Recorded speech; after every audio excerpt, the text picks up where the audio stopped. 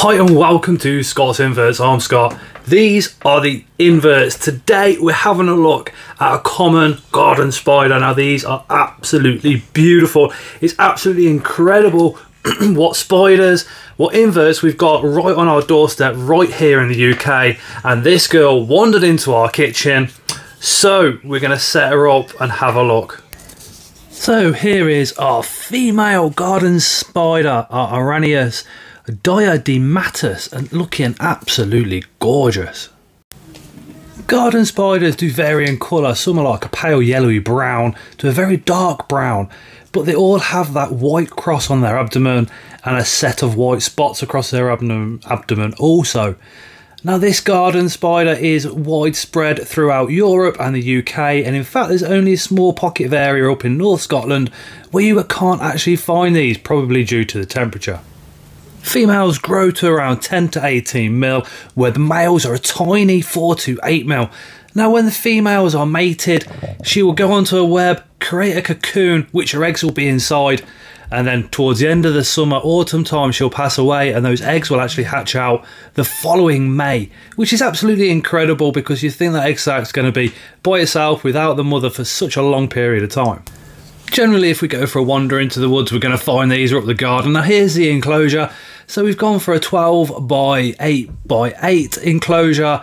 That is just compost at the bottom just to hold that humidity, because you think the English weather, you think moist, humid, that's pretty much what we're looking at for the majority of the year. But in the summertime, you know, our temperatures can go 30 plus as well. So these spiders are really adaptable when it comes to temperature, but they do like it moist. So that's what we're going to aim for in here, this enclosure. So we have that piece of wood on the left, loads of anchor points, so she's got loads of different choices to pick from to where she wants to lay her web. And then we go for the all important, absolutely beautiful carpet of moss that will hold the humidity in this enclosure, plus it's absolutely beautiful when we put it in.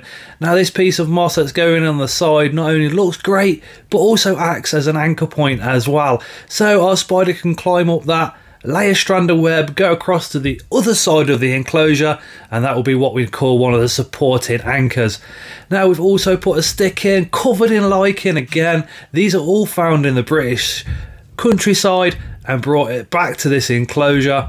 Another piece going in at the back, but what I did notice was that cork bark there, a little bit wobbly.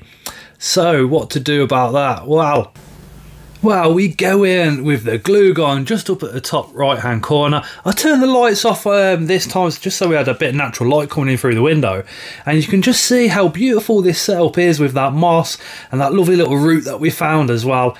Absolutely stunning. Just hold that super glue, hot glue, in place, and that holds the bark there perfectly. I've put a little bit of moss around the excess, so you hopefully won't be able to see it when it's fully dried.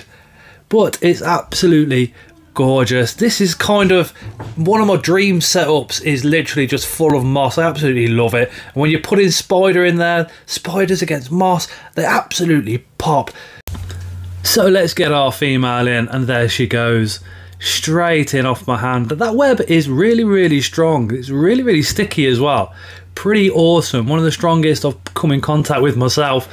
But there she is now up at the highest point, laying silk and looking at getting across to the side. But this is a finished enclosure. She is actually in there when I'm videoing this part to the right. You can just see her little legs going. Absolutely beautiful spider. My God. Boom! So that was our common garden spider, and isn't she absolutely gorgeous? It is worth noting there is a marbled one that is exceptionally rare in the UK. So please, if you do go out collecting one of these, which you can absolutely do so, that it's completely fine, because they are so common, we are allowed to collect these from the wild. But just keep an eye out just in case in the future they ever go on that CITES list, and then we can't.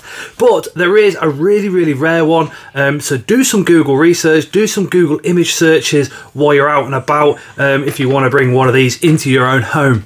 Absolutely stunning.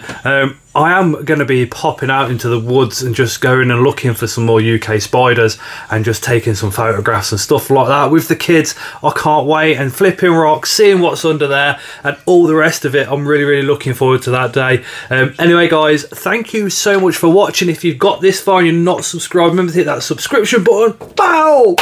Drop a like if you like what we're doing here, and as always, we shall see you again on the next one.